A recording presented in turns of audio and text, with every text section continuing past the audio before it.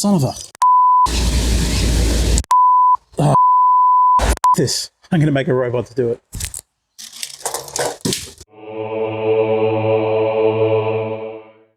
Hey, I'm Mark. You know what's hard? Rolling a dolly smoothly, apparently. Most of the videos of mine that you might have seen have some kind of smooth panning dolly shot, and I spend ages on it. For every one of the nice, smooth shots that you actually see, there are usually at least 30 outtakes where I've really screwed it up. So I hate it. I don't want to do it anymore. A while back, I saw this video from Joe. You know Joe, 3D Maker Noob. Joe turned a cheap camera dolly that he found on eBay into an automated time-lapse camera dolly, and this gave me a few ideas. So, I've decided to make my own, and let's talk about my requirements. My first goal is born out of laziness. I want to do smooth panning shots of my builds with minimum effort. But I do have a few other requirements. For instance, if I'm going to do this, it has to be able to do time lapses, because why not? I want it to be easy to use and programmable and able to do its stuff without a dedicated remote control. You set it, you start it, and you forget it. I want to minimize soldering, or better yet, if I can, eliminate it entirely. And I don't want to faff around putting displays and buttons on this thing, so I need something that has either Bluetooth or Wi-Fi enabled. And the last thing is, I don't want to have to go and buy a roller dolly off eBay when I've got three perfectly good... Okay, one of them's completely house, but I've got two perfectly good 3D printers sitting over there in my workshop, so it must be 3D printed.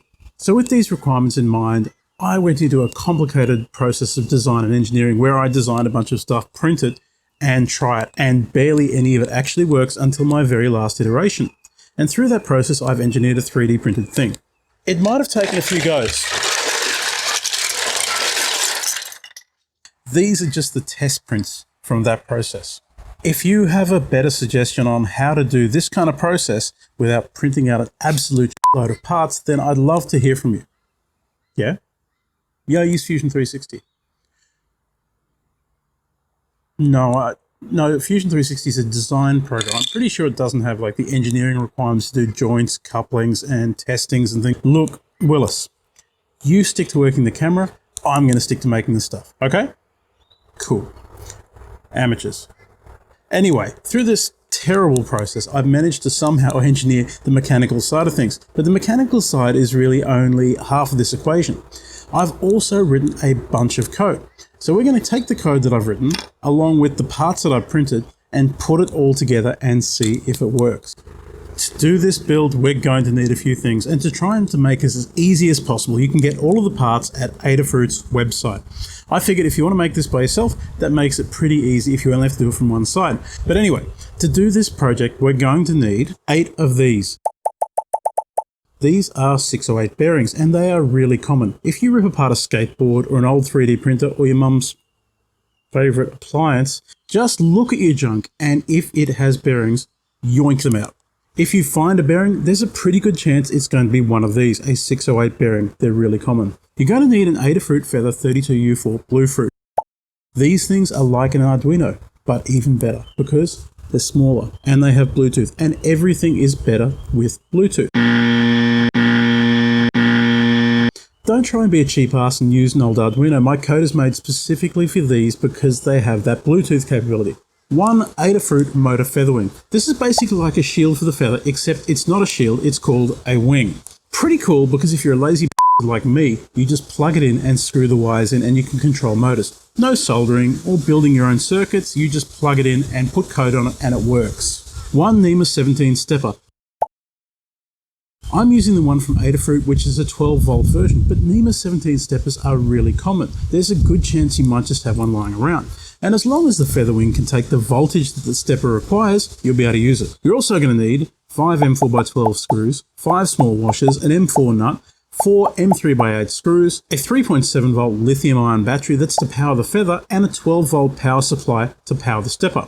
This particular stepper needs 350 milliamps, so just find one that has more amps than that. Otherwise, if you can rig up some kind of 12 volt or close to it battery pack, you could just use that instead. And you're going to need one 2.1mm DC barrel socket, and you can get them pre-wired fairly easily. You're also going to need to 3D part. Gee, there's a shock given the title of the video. I'm making the parts available over at my mini factory for a cheap price. Given you're getting your bearings for free out of another junk appliance, you can probably afford to throw a few bucks at the printed files. Don't be a cheap ass.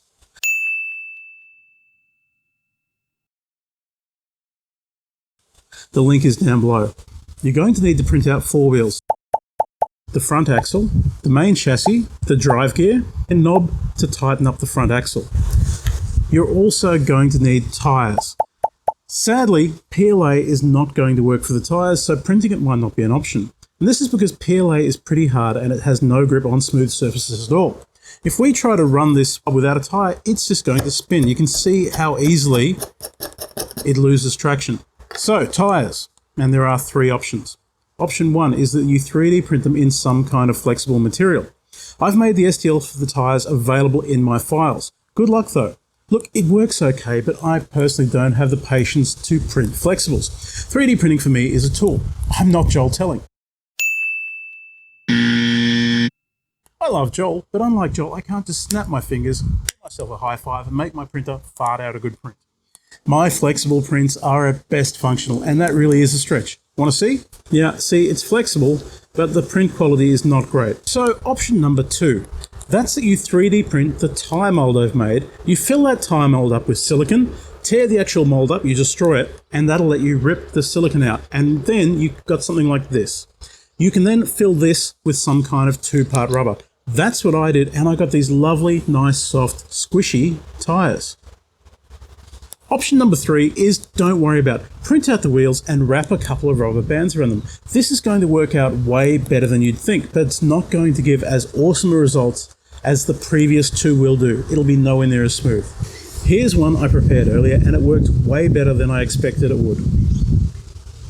You're also going to need a screwdriver. If you're watching this and you don't have a screwdriver, you shouldn't be here. Get out. We'll wait. Get on your bike.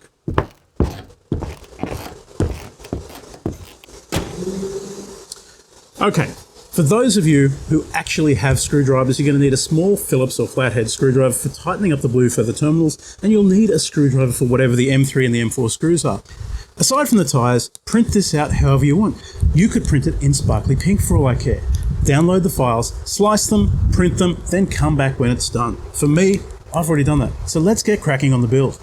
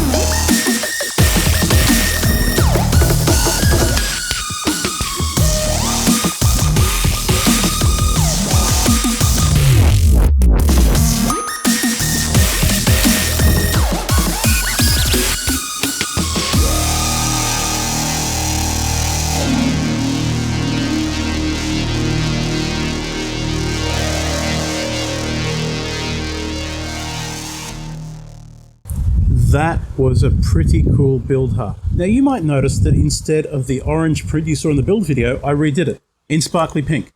Because when I said you could print it in sparkly pink for all I care, I actually really like that idea. It brings a little bling to it.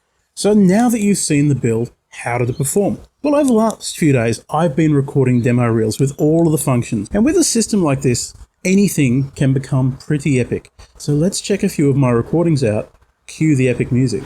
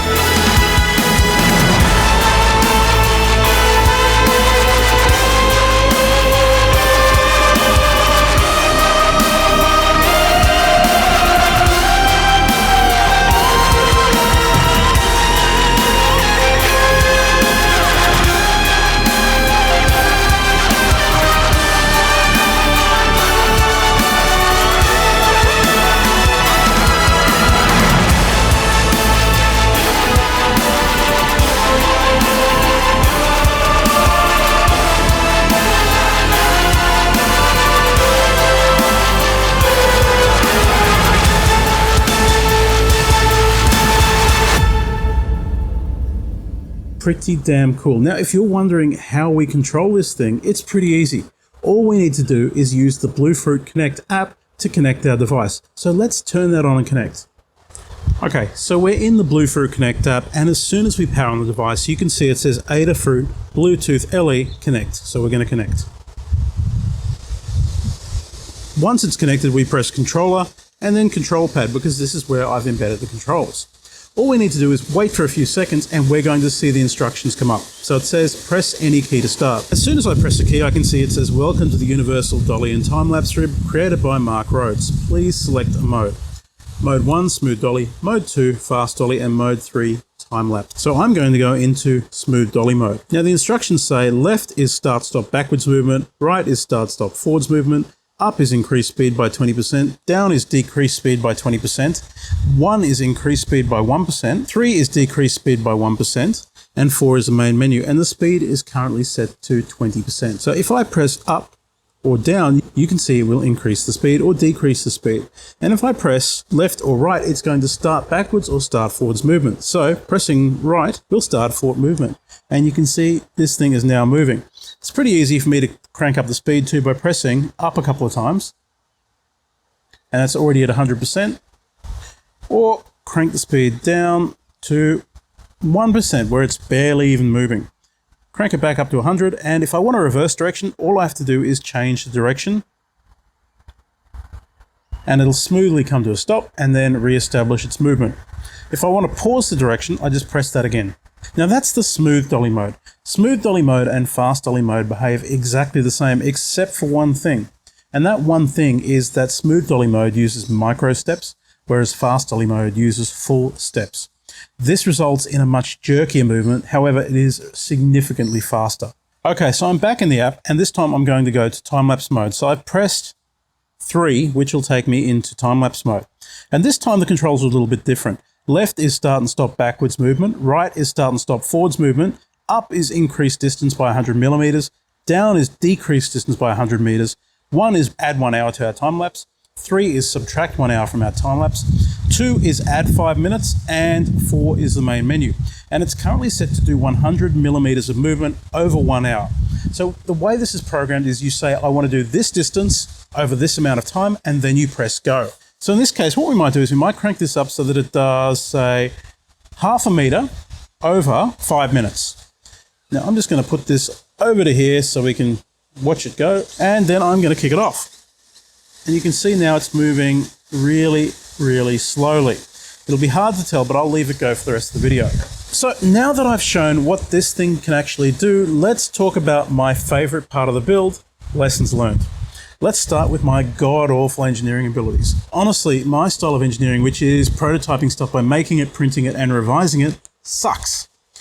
I need to find a way that's much better at prototyping this stuff. And that isn't just me printing out the same thing 3 billion times. Now, the reason why I'm doing this is because I'm 100% self-taught, and this isn't even close to my area of expertise. Now, I bet that Fusion 360 can actually do a much better job of this. However, I'm just not aware of how to do it. I need to check out an online course, and that's something I think I should probably look into.